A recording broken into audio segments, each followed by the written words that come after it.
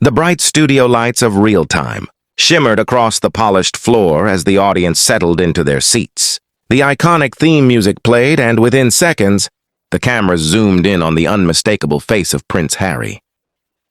Calm, composed and wearing a tailored navy suit, he greeted the crowd with a polite smile. Across from him sat the sharp-tongued host, Bill Maher, known for his biting humor and fearless political commentary. Tonight's episode of Real Time with Bill Maher had been heavily promoted. Social media buzzed for days, hinting at a no-holds-barred discussion. At first, the conversation flowed smoothly. They discussed Harry's recent public appearances, his advocacy work, and life in California. Bill cracked a few light jokes about royal traditions, and Harry responded with measured charm. The audience laughed when Bill teased, "So, do you ever miss having someone carry your bags?" Harry smiled. "I carry my own now. It's good for the shoulders." Applause filled the studio. But then the tone subtly shifted. Bill leaned forward, crossing his legs. "You've spoken a lot about privacy," he began, "yet you've written books, done interviews, documentaries. Some critics say you're selling your trauma." The room grew quieter.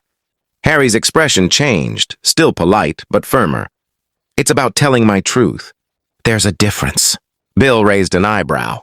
"Sure, but when your truth comes with a Netflix deal and millions in sales, people start asking questions." A ripple of murmurs swept through the audience. The camera zoomed in closer. Harry's jaw tightened ever so slightly. "This isn't about money," he replied. "It's about accountability and healing." Bill chuckled softly. "Healing? In a 14 million mansion?" A few nervous laughs escaped from the crowd. The tension was no longer subtle.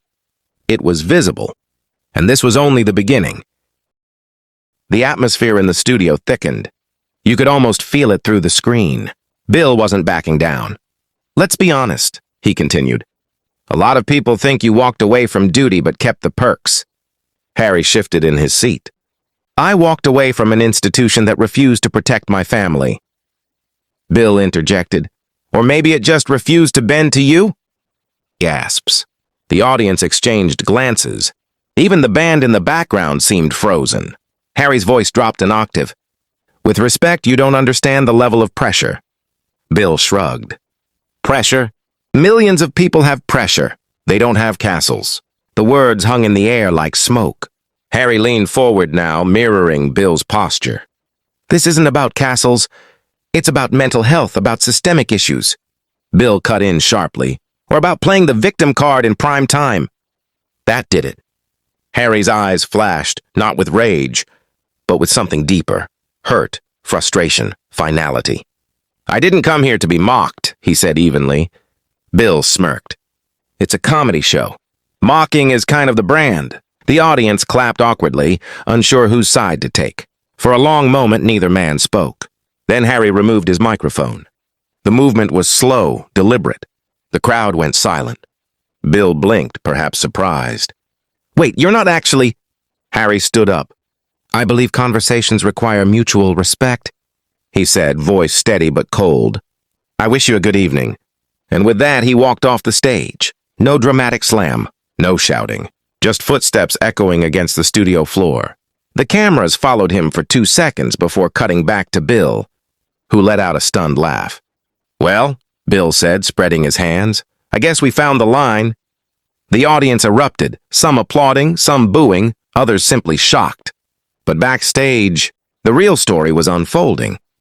Backstage, producers scrambled. Publicists whispered urgently into phones. Social media managers were already refreshing feeds. Within minutes, clips of the walkout flooded platforms. Prince Harry storms off live TV. Royal meltdown? Maher too far?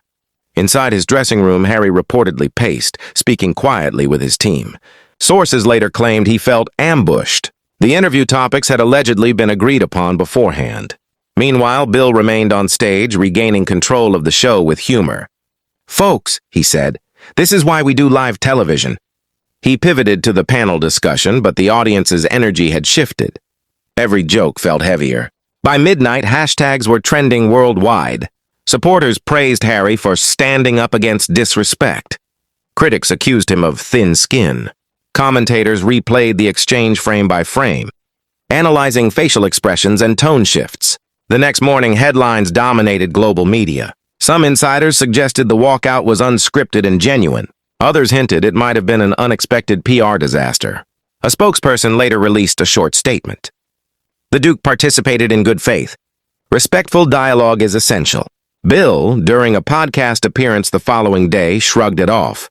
If you can't handle jokes, maybe don't go on a comedy show. The debate raged on for days. Was Harry too sensitive? Was Bill unnecessarily provocative? Or was this simply what happens when two powerful voices collide in an unscripted arena?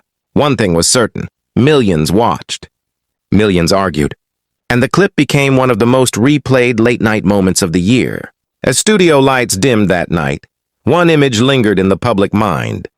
A prince walking away, not from a throne this time, but from a stage. And the world once again divided over the meaning of his exit.